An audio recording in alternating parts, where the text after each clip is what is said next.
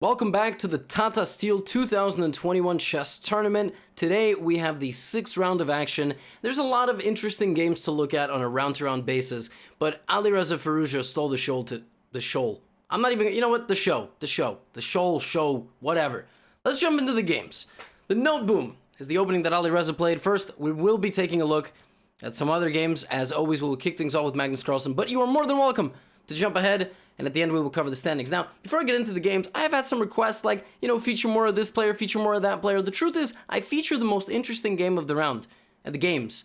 And some of the games just are not that spicy. They're not that interesting. They're 40-move games that are slow and steady and end up solid, but, we got to look at Magnus Carlsen, because this game was insane. So this was in Italian, which is not insane. It was a D3 Italian, and the players had a relatively kind of calm maneuvering middle game. In structures like this, it's up to whether or not the center pawns will be used to expand, and we see that actually happen a little while later when Magnus plays the move d5. The first big decision of the game, will there be a capture? Duda takes, we get knight takes, and d4. Now Magnus takes on d4, knight d4, and queen c7. A move that looks like it just loses something on e6, right? Because knight e6, f e6, rook e6. However, this is awful for white because this capture on e6 opened up the rook to seeing this. And let's not forget, the knight blocks the bishop's path to f2. So when you make the trade on e6, you've opened up the pin on your own king, and queen takes g3 wins a knight because you cannot actually take back. So little instructive moment there. Don't look at the elementary kind of capture and recapture. You got to look at how captures and recaptures affect all sides of the board. So we get queen to f3, bishop d4, and black plays this trade because this changes the structure for white so that pawn can be a weakness, an isolated pawn, and Magnus immediately goes for it. Rook d1, rook to d8, bishop b3, and he tries to trade the light-squared bishop. He ends up trading the light-squared bishop, leaving white with doubled pawns and a weak pawn in the center. A little bit of an open line here, though. And queen b5, and Jan Krzysztof Duda plays the move h4. Whole point is to play h5. And then the knight is under attack. Maybe you play h6, you keep attacking. You can't take because it's guarded. Can't take this because it's guarded. So Magnus thinks for a while here and plays the move h5 himself, which looks like he just loses a pawn. But if this were to happen, he would play rook to d5, pinning the knight to the queen. This is not a mate because knight captures. And if white plays g4, apparently, despite being a pawn up and defending everything, black plays queen into e2 and is winning. And is winning because Magnus has pressure on the rook, pressure on the pawn, pressure on the pawn, pressure on the knight, and white can't move. White can defend everything, but white is stuck. For the rest of the game, white's queen is in a cage, and the pawns are in front of the king. So Magnus finds this idea. And by the way, it's not a game between two super GMs unless we get h4, h5. Let's be very serious. And then, the pawn is still hanging.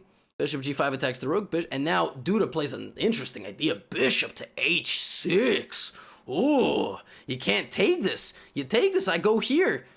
You say, well, Levy, what about rook d5? Yeah, but now the knight. Look at that. One pawn move. Destabilize the knight on g6, and you can get away with this. And queen takes, and it's mate. In a second. It's made on the next move.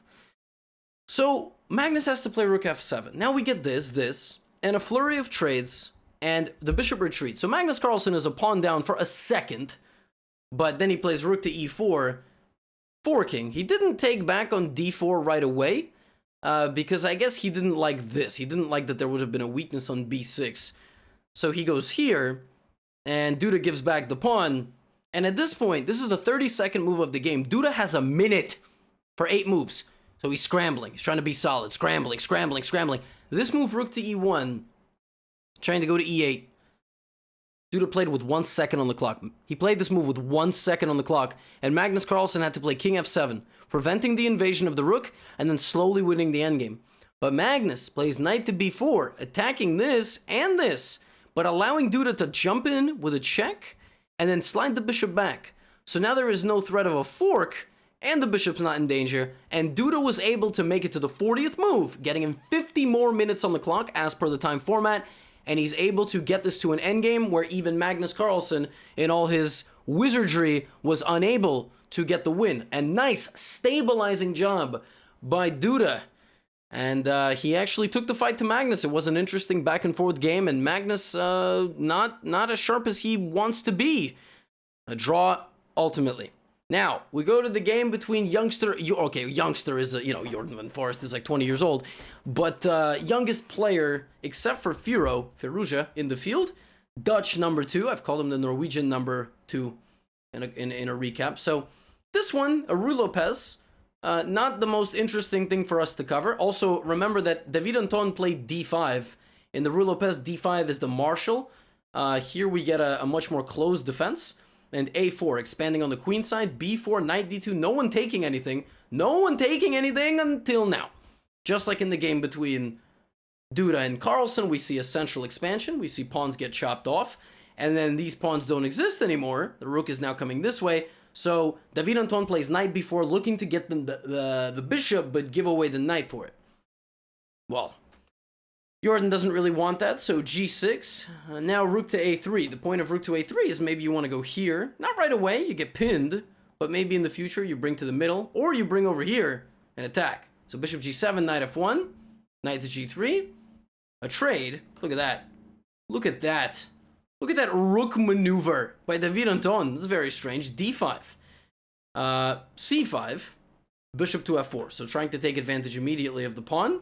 Bishop b2, trying to take advantage of the rook. Rook goes here, as planned. Queen f6. Attacking the bishop. So we have bishop to g3.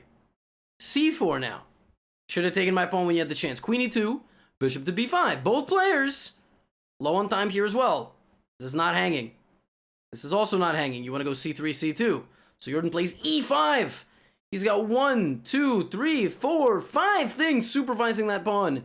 Bishop takes c5, knight takes, d takes, bishop takes, rook takes, c3. What is even going on? Jordan van Foreest has a 2-pawn advantage. He has a rook for a knight, essentially, is what he has here. But this pawn, moving, opens up this, and this is coming. So he plays queen e3, c2. He takes the rook, take back by Guijarro. Bishop takes, knight takes. It's a fork. But queen e5. Nice move. You can't take my rook because you would lose your queen. If you take, I go here. If you take, the game goes on. But black plays king g7. Uh-oh. Here comes rook to e4. Maybe I've got some ideas like this. Not right away you're going to take, but, in the endgame, your pawns are not very nice. And here, David Anton plays bishop to d3, attacking the rook. The rook doesn't have any moves. You got to play queen takes. Or do you? Because in this position, there is a check. Danger levels. Have you watched my video on danger levels yet? No? Well, then I don't know what you're waiting for. There is a check. What's worth more than a rook and a queen? El Rey and G5. And you have queen to g3. A tragic time trouble blunder. A backwards queen move. Forks the king and the bishop. And David Anton resigned because you are not going to save this endgame. Your knight is also trapped.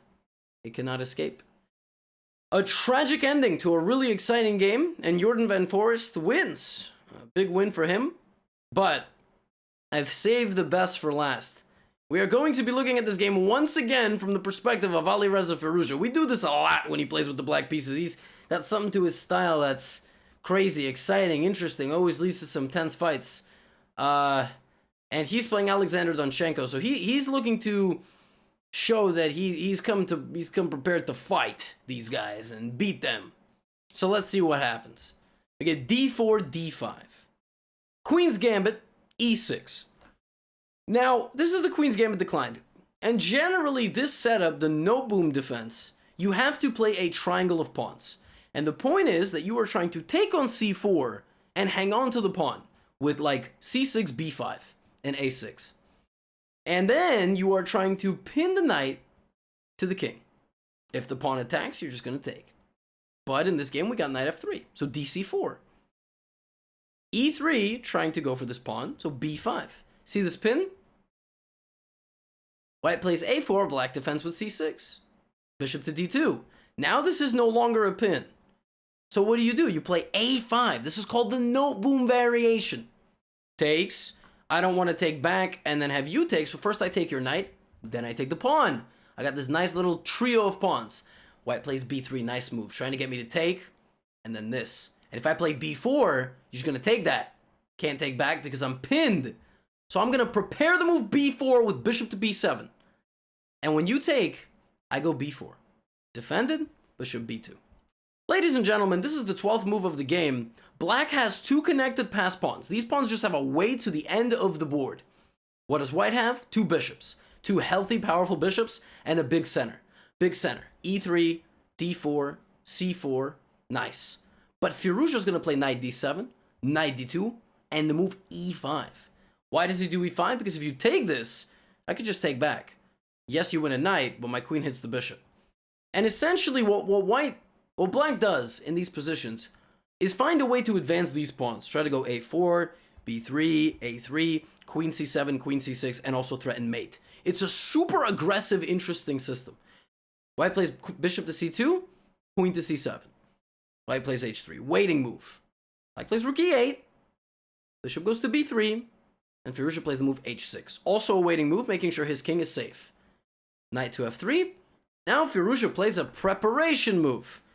Rook to a6, because he knows that in the future he wants his rook here to attack. Black plays knight e5, d e5, and knight d7. Knight is coming here.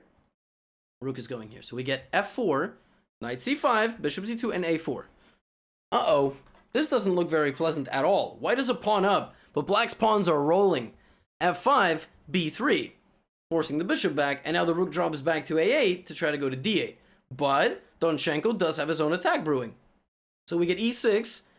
Now Firouzja puts his queen to g3. He's not worried about pawn takes. Why is he not worried? His king's safe. It looks a little bit strange, but every check is covered. Right? You can't check me. My king, if you push, I mean, I'm gonna mate you. Okay, so I have this threat, but I also have the mate on g2 with the queen and the bishop. So you can't really do that. So that's why rook f2 gets played, and now f6. A nice move, blocking the structure, blocking the bishop, blocking this bishop. White's got bishops, but they're not leaving a strong impression. Now bishop goes to d4 and knight jumps in. Trade. So here's the rule, ladies and gentlemen, about opposite colored bishops. These bishops control opposite complexes of squares. The person who is attacking prefers the opposite colored bishop position. Why? Because when you are the attacking side, you have a piece that's in the game actually attacking, whereas the other bishop cannot counterbalance you, right?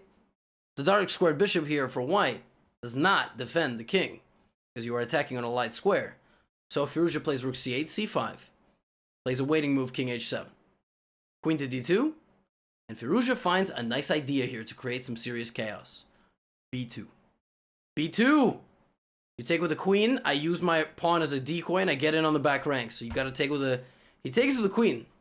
Should have taken with the bishop. He took with the bishop, Firouzja would have played rook takes c5.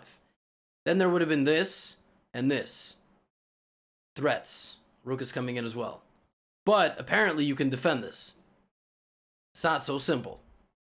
But he played queen takes, now rook b8. Queen a2, rook b1 check, rook f1. Seems like everything is defended. But black has rook b8. A quiet move. Defending the pawn, defending the rook. And this comes in. Rook goes down to b1. So in the game, we got queen f2, and Firouzja finds the only winning maneuver. You want to pause here? You feel free to solve it. It's ridiculous. Ladies and gentlemen, it is ridiculous. Rook takes f1. King takes. Rook b1 check, king e2. But now the most beautiful move. Queen to b8. That is so aesthetic. The rooks clear the path for the queen to drop all the way back because it is the only way you are going to infiltrate and attack the king. And now we see why opposite colored bishops favor the attacking side, because the light squares are covered. And in the game we got queen f4, queen b5, king d2, queen b4, hits both the king and the rook, bishop c3. Because if he had played rook c3, then I go queen b2, bishop is blocked, and mate. So we get bishop c3, and I take the rook. Queen takes, queen c1 check. Teaming up your queen with your rook, king d3, queen f1. And Alexander Donchenko resigned because if he goes back, he gets mated. And if he goes forward, he gets also mated. It's just a little bit more slowly, but he gets mated and he loses. Crazy. Alireza Firouzja, another insane attack with the black pieces. He loves to create chaos. He loves to create attacking, interesting chess, whether he's playing with white or with black. He does it more with black, it seems. And your standings, ladies and gentlemen, after 6 rounds of the Tata Steel 2021, Alexander Donchenko still struggling there. Anton Guijarro, but a surprising one is MVL in the 12th place spot with 2.5 points. Niels Grandelius drew today against Fabiano Caruana. Pinsala Harikrishna has been super solid. But the problem is that, listen, I'm a big Harikrishna fan, and I know that he has a lot of fans from India, but he's just been rock solid. He hasn't had a game that blows you off the board, so he gets one. I'm gonna feature him. I love me some Hari. And everybody else up there in the middle, 3.5 big score groups, so we'll see as the tournament develops, but once again, always a pleasure making these recaps for you, and I will see you in the next one.